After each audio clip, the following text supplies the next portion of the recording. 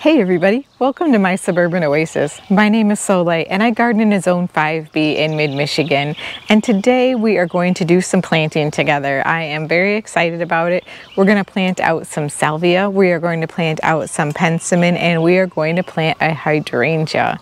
So I have to tell you, I have gotten a teensy beensy bit of rain, but that's about it. So I'm happy things are holding out. It probably has bought me another couple of days of time before I have to water again, but I definitely would really appreciate you guys sending some rain this way. I heard that some of you have gotten some, so I'm really happy for you, but we could definitely use some here. The grass is brown like it's August already. All right, well, enough about that. Let's talk about plants. So the first plant that we are going to plant out today is this new Dimension Rose Salvia. I have quite a few of these in my garden. I got this one on clearance from Lowe's. I always keep my eye out on the clearance rack for plants I can use. This one was $5 and it was marked down to $2. So this one is very healthy. It just is kind of done with its bloom cycle and needs to be cut back a little bit. So it'll be just fine. And I'm gonna get this one planted in. I was missing one of these alongside the front edge of this half moon garden bed. So we're gonna get this planted and then we'll move on to the Penstemon. So you can see this is my current new Dimension Rose Salvia and it is absolutely stunning. In fact, the calyx on it is a really deep pink color, so even after those light blooms fall off, you have this beautiful color remaining. And the bees will go after this until the very last bloom is gone.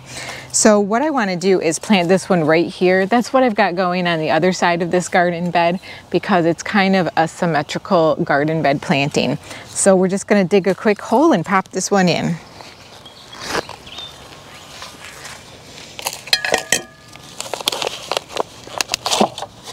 Now I'm going to do some planting today of several different things, and we're going to do the watering probably at the end. I may not even include it in the video, but don't worry, I'm definitely going to get these guys watered in. And these have been very well watered before I'm planting them, especially because of these drought conditions that we're in right now. And I always like to just kind of tease that root ball apart. The nice thing about salvias is they are incredibly heat tolerant and they are drought tolerant as well. So I don't have to worry about them too much in planting them when we don't have a whole lot of water in the soil. So I think that looks great. Wouldn't it be nice when we have that little extra pop of color there? I think so. And while we're here, let's just admire the beautiful high voltage rose. Isn't that gorgeous? Can't wait to give you guys a full garden tour this week. All right, let's head to the back of the moon garden and we are going to plant some Penstemon. So at the back of this half moon garden, I have some open areas where I planted dahlias last year, and that's where we're going to plant these Penstemon right here. And in between them, we also have these gorgeous privets with the Red Riding Hood Penstemon that is right there, and it has been so prolific in terms of its blooms and its drought tolerance that I am happy to get some more. So let's take a look at this Penstemon. Let me tell you about it and then we'll get to planting. So this Penstemon was another wonderful clearance find. I got this one at Lowe's as well, and I got 4 of them. These were $12.98, so they were on clearance for $7 a piece. And I have to tell you that I believe the reason why these were on clearance is because they're a different color than the tag says. The tag says Pristine Deep Rose Beard Tongue. Penstemon Pristine Deep Rose. Now, when I look at these, they don't look like a rose color, they look purple to me. So I looked them up online, and it turns out there's another variety within the Pristine Penstemon series, and I believe it is called the Lilac Purple Penstemon.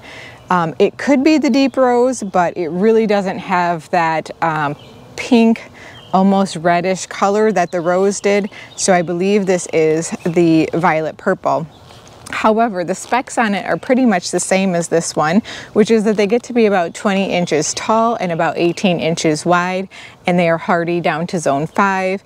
And again, they are very drought resistant, so I'm really excited to plant these. They have this really light, almost blue colored leaves on them, and these take full sun. So it'll be interesting to see, because we definitely have part sun over here and then full sun probably, or at least part sun on the other side of the garden bed. So I might have to make some changes eventually, but I want to try them out and see how they'll do here. And these say that they just bloom in the springtime, but in my experience with Penstemon, if you cut them back, you can often get a rebloom. And I do see some additional buds on this, so it'll be fun to see what this does in the garden. Now again, I have 4 of these. We're going to plant 2 on each side. Let's get it done.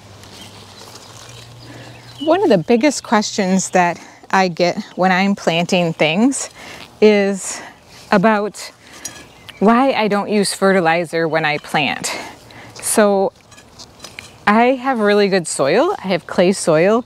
It might be kind of heavy, but it definitely has lots of nutrients in it. And I continue to feed it every year by putting mulch down. And I find that not only does that help to feed the soil, but then the soil will feed the plants.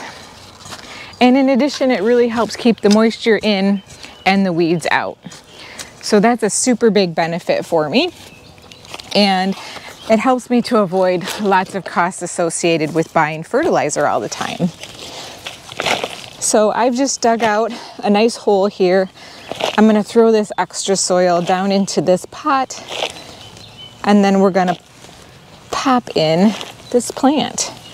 And it's really as simple as that. I always take a look at the bottom of the root ball to see if it's root bound.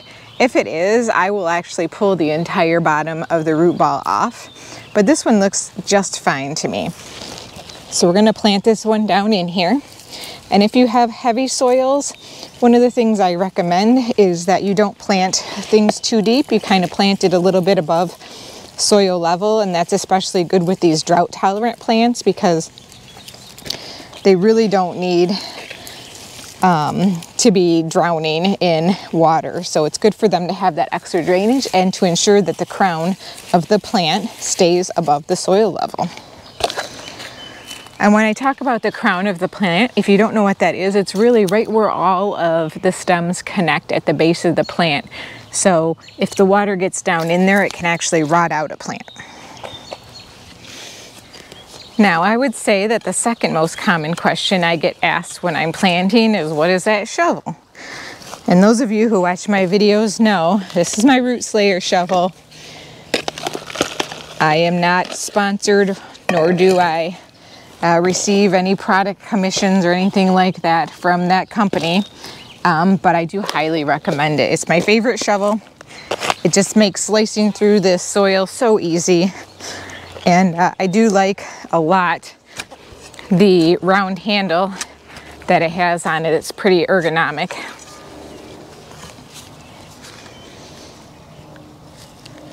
As it says, it's really good at getting through roots, but it's also really good at getting through those tough soils.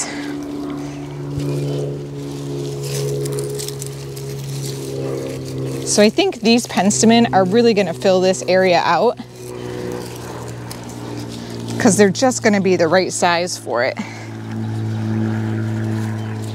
Now when I'm planting, I also make sure before I put the soil back that I really try to break it up and make sure that if there's any heavy clumps of clay, that I break those apart. That helps to ensure that the air gets in there, which is really important to the health of your roots in your plant. You gotta have air, you gotta have soil, and you gotta have water. Otherwise, your plants will not be too happy with you. That looks just right. All right, let's head over to the other side and get those 2 done. Before I start digging, I always make sure to pull the mulch back. That way I have a nice clear space to dig in, and it saves me kind of making a mess too. Helps make it look nice and neat after I put the soil back together. And that's why I take the plants out of the pot. Because when I take the plants out of the pot, basically, I then have the entire pot to be able to fill up with the soil that I dig out. Now these garden beds are not that old. This half moon garden is probably only 2 years old. and it was expanded a second time after I first created it to make it as big as it is today. When I made this garden bed, I didn't use any compost, or I didn't use any cardboard. What I did use was some ashes from my fire pit, and it was the fall time, and so I went to my Lowe's and I found every cheap bag of mulch that I could get. And it was kind of that really crappy kind of mulch that I don't usually use. It's the stuff that's made from like old pallets, so it's really not that great for your plants, but it does cover up the grass. And it does ensure that things break down. So that's what I did, and that's all that I did. And now I have this wonderful garden bed, and you can see how things are growing in it. It's not like I did anything to really, you know, supplement it or anything. I will give like my roses that are in this garden bed a little bit of extra food. And you can see I still have some clumps of clay in this soil, but I have those in other parts of my garden as well. And I have to say that it's all been breaking down really, really well over time. My ability to dig in this soil is so much better than it was.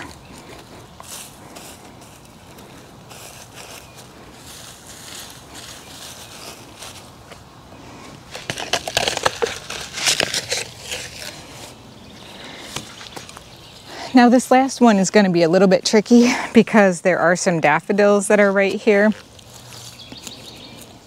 And I don't think that I'm going to be able to avoid damaging them. I'm going to try to plant it in between them for the most part. But I do think I'm going to hit the bulbs. Now if I dig them up, I will just replant them. But let's see if I can slide it in between them. Maybe I can.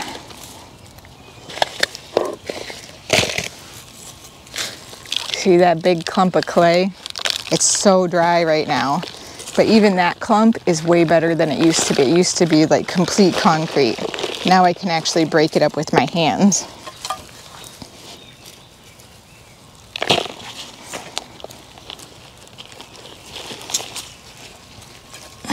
I think we're going to be able to manage to get this in between those daffodils, so they should grow and peek out right around this.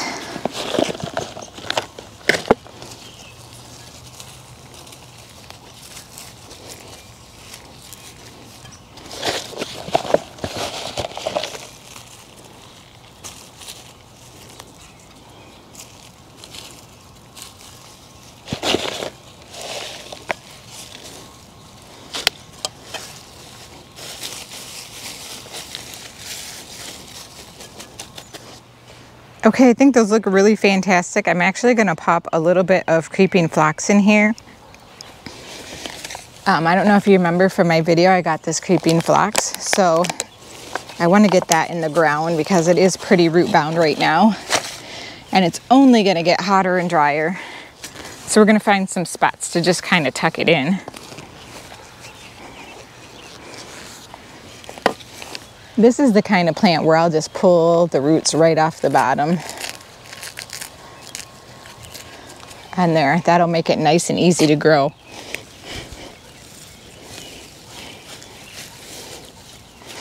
think we could probably grab one right in the front of the border here. This is such a nice creeping phlox, and it's very low growing.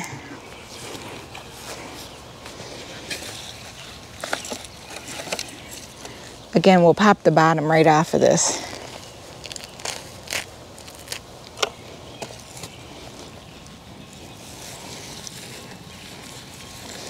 And I probably will come through and cut this phlox back just so it has a little bit less foliage to try to hold on to during the heat that we're having right now and the drought.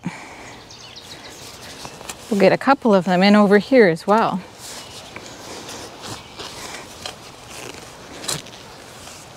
Honestly, I can't believe how nice some of this soil is, you guys. After just a couple of years, it's amazing.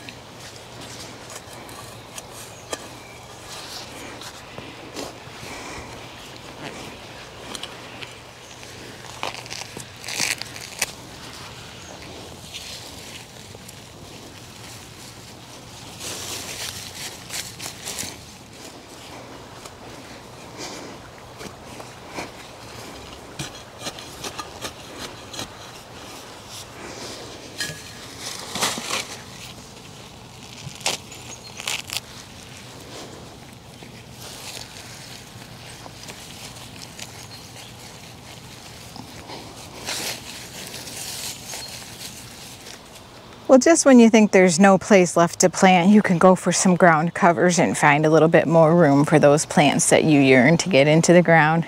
So I think these are going to look really beautiful, you guys. Let's head on to the hydrangea. Well, if you watched my plant haul, guys, you know I got 4 of these hydrangeas. These are part of the Seaside Serenade series, and this one is called Cape Lookout. It starts with these beautiful lime green blooms, which turn to white. So what we're going to do is we're going to plant it back in here because we don't have anything here. We have a small little hydrangea that's down here that has done absolutely nothing. I just kept it around hoping maybe it would bloom in this protected space, but it's not doing anything. So we're going to dig that out. And then we have these stones along the garden here. I'm just kind of bring that curve out in front, and that'll open up this area for me to plant in. So let's get going with that.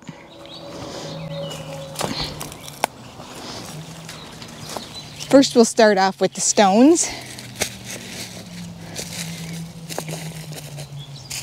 because that does take a little bit of time to get them quite the way that we want them to be. And I can always come back and kind of fix them up and make them a little bit better.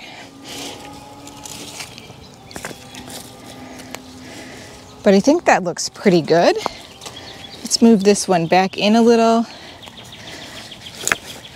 And I'm going to try to actually use them the short way because we have a couple more.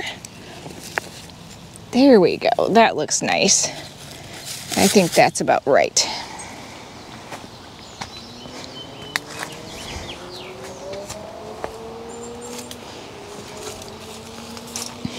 I think I'm going to pull this down so I don't get whacked in the face with it. That would probably be the smart thing to do, right? And we'll dig up this hydrangea. This is just a really old hydrangea, again, that I've had for years. I thought I've tried it in so many different spots in my garden. It's one of the old kinds that only blooms on new wood, or I'm sorry, old wood. And since it only blooms on old wood, I really don't get any blooms on it at all because it dies back completely every single winter, no matter where I put it in the garden, whether it's in sun, part shade, whether I water it more or fertilize it more, it's just not happening. So I'm done with that. Now let's pull this hydrangea out of the pot.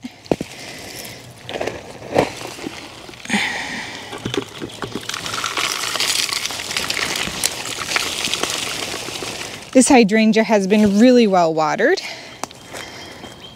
The soil that is back here is definitely dry.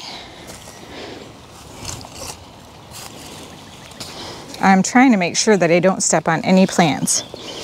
Now this Cape Lookout hydrangea gets to be about 3 feet tall by 3 feet wide, so it should be a really nice filler piece in this area. And honestly, if I have to take this Aurelia out of this space and put it someplace else, I would not be devastated. I'm not a super fan of how small they are and how they, die back every year before even being able to, see them grow at all. And then they fill up this huge space.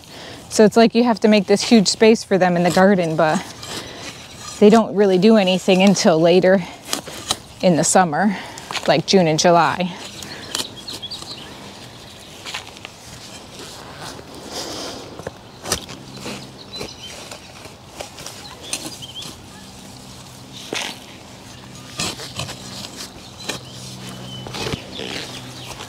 This soil is real dry, guys.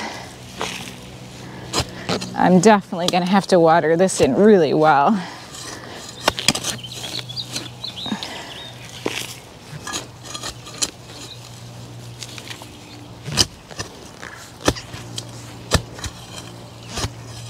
And I'm definitely hitting a really large root down there, like so large that I don't think it's something that I can actually fight. So the roots on this hydrangea are gonna have to figure out a way around it.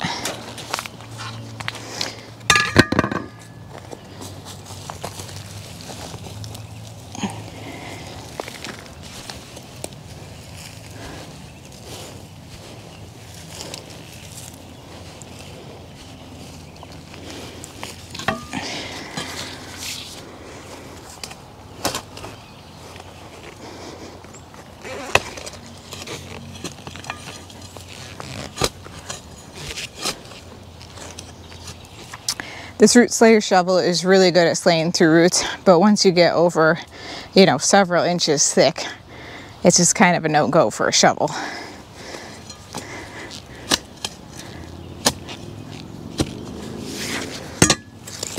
Okay.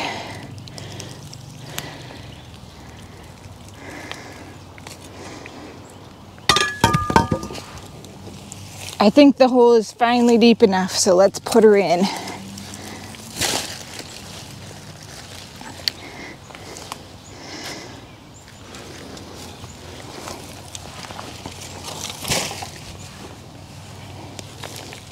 The soil's so dry, as I scoop it out, it's just sliding right back down into the hole.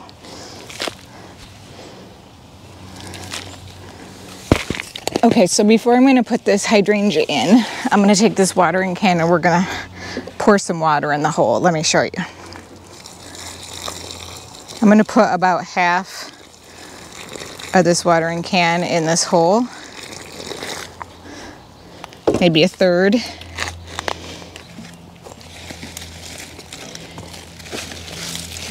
And then we'll get this in here.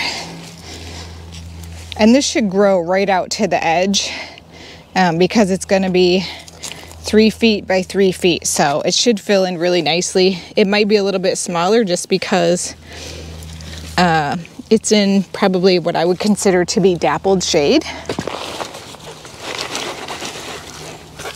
which should be a really good situation for it. The only thing that I worry about in this particular location is the dryness of the soil. And some of that is probably just due to the current year and the drought.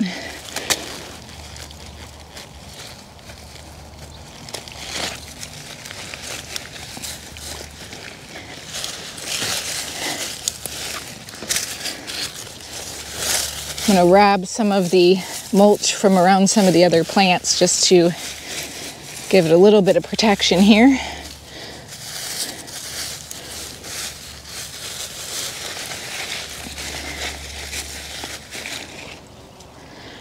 This happens to me every year, and so that's why I always end up having to get more mulch as the year progresses. Now let's just get it watered in. And like I said, the hydrangea itself is pretty well watered, so I'm just kind of watering right around the outside of the root ball. And I'm going to let that soak in before I water it a little bit more, because what I don't want is for it to just kind of go across the surface. I want it to really soak in down around this hydrangea so it gets off to a good start.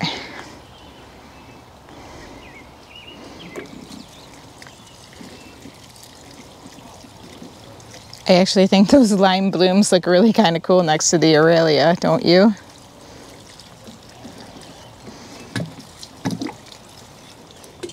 Now we just need to hang this back up.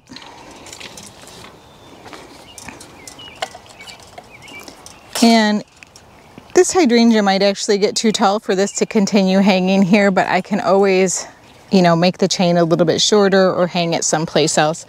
I'm really not worried about that. I actually don't worry a lot about many things in my garden. That's one of my favorite things about gardening. How about you? Well, everyone, I hope you enjoyed this video as we planted out several different types of perennials as well as this beautiful hydrangea. I can't wait to show you in tours how these plants continue to grow on in the garden and how good they look. Or if I fail too, I'll share that with you. Thanks so much for joining me today. I appreciate it. We'll see you next time. Bye!